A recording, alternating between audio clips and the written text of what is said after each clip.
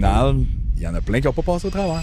On parle beaucoup des épiceries, mais tu sais, parle-moi donc des dépanneurs.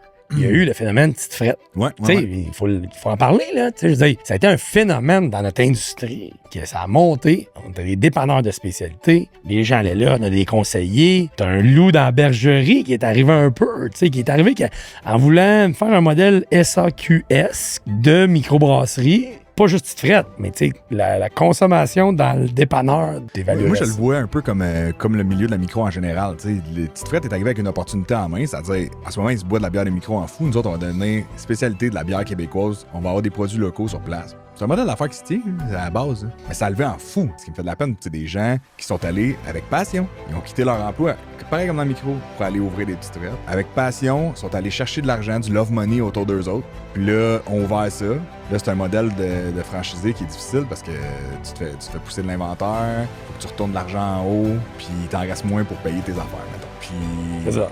Au final, il y en a plein qui n'ont pas passé au travers.